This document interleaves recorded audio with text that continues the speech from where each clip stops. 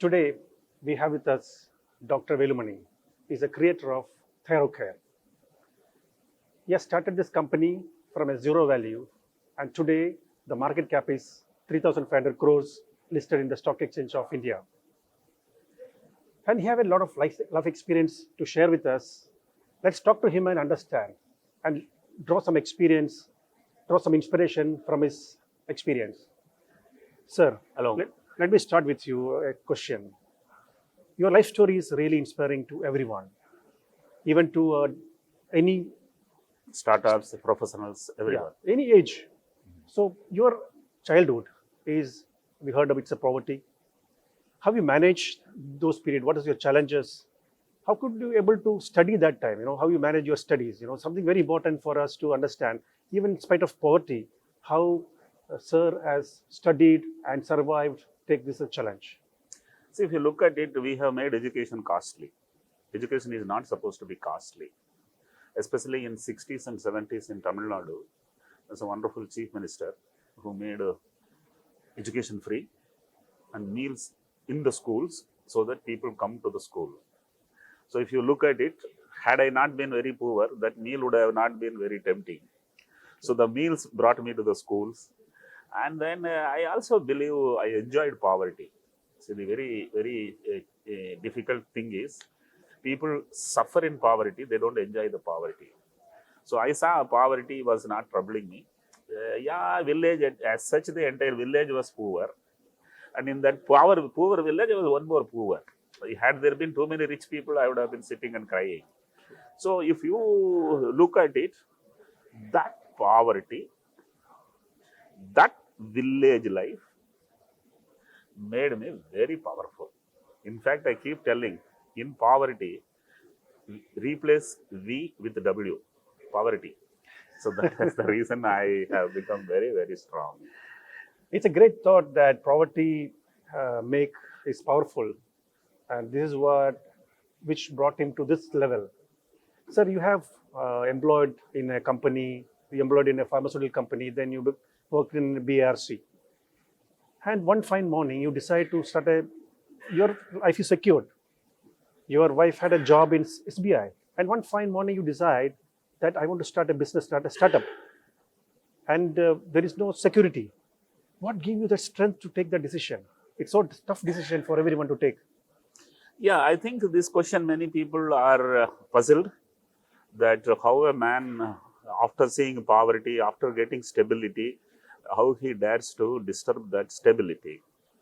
But if you look at it, poverty taught me frugality. Frugality, and working for 15 years, husband and wife both earning. I was frugal, my wife was more frugal. So literally speaking, we had a 2 lakh rupees of closing balance in our passbook, when Indian valuation of that 2 lakh today is 2 crores. That's number one. And we were so frugal, we only needed a 5,000 rupees per month.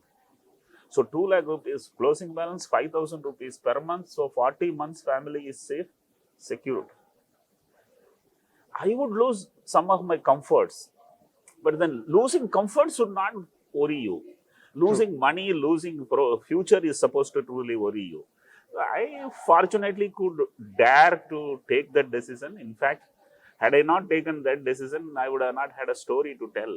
True. So I think that's why I keep telling sometimes the title of my talk is Romance with Risk. So that was something which was unique. I'm very proud I took that decision then. And literally speaking, I didn't bring too much of wealth with me to Mumbai. Came with nothing. If I go back with nothing, I have not lost anything.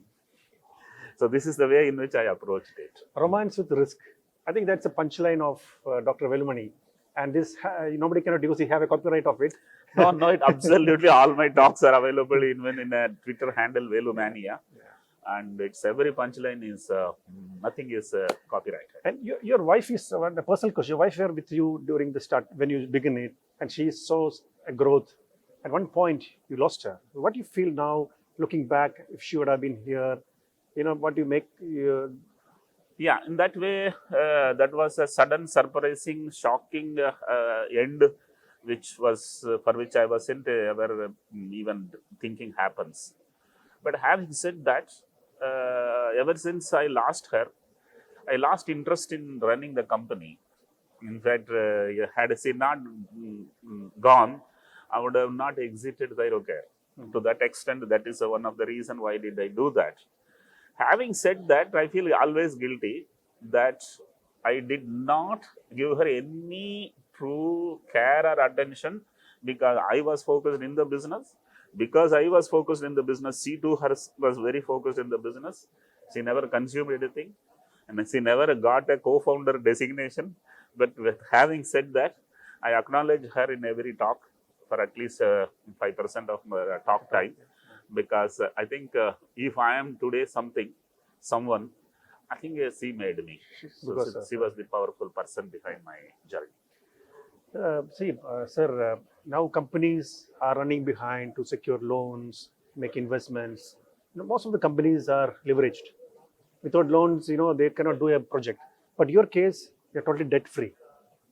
This anytime the money you make a profit is your cash. So, what is your secret behind that? I think this should be every who is listening to this should understand how a company can be run without without borrowed money. See, I keep telling punchlines, and let me here tell a very important punchline. No one opens a syringe before the customer opens the purse. That means the money comes along with the sample. Number one. Number two, the business which I did is a low capex business. It doesn't need a high capex. So, with all said and done, frugal financial management is a hallmark of every successful entrepreneur. Right. So, people would ask me, where from you learned money management? Poverty teaches you even money management, because there is nothing to spend. Now there is something to spend. If you manage life when nothing to spend, managing life with something to spend is much simpler. Yeah. So I didn't truly get motivated to go for a debt, and I avoided it. And EMI is something I am totally against. So now you have totally exited from the Business. Thyrocare, and what is your future plans? You have something future beyond for the society. You might have something in your mind. What is your plan? I think had I to run a business, I would have continued to run that business. So it's not that I'm going to become again pregnant. I'm done with my journey of entrepreneurship. But what I believe is the last few 3 decades was motivating employees. I believe next 10 years, I will be motivating employers who can create more jobs.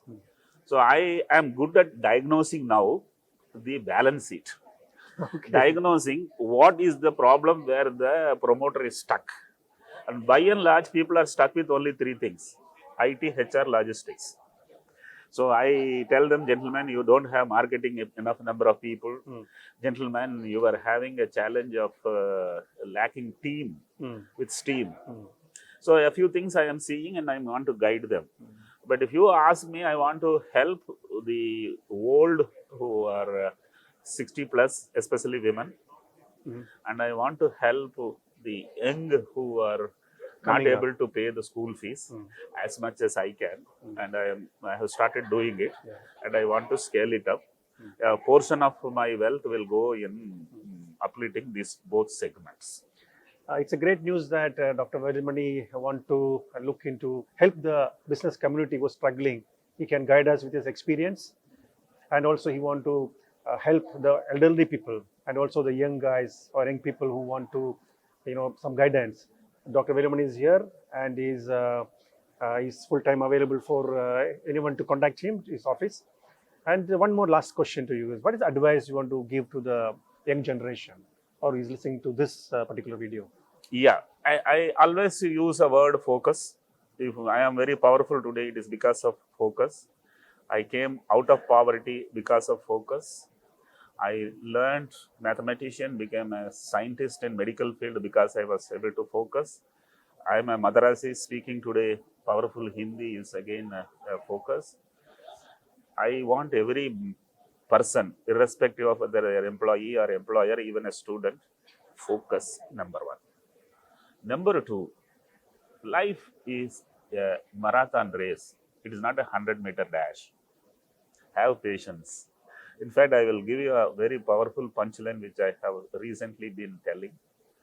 Don't try to become a billionaire before you meet your father-in-law. Try to be a billionaire before you meet your son-in-law.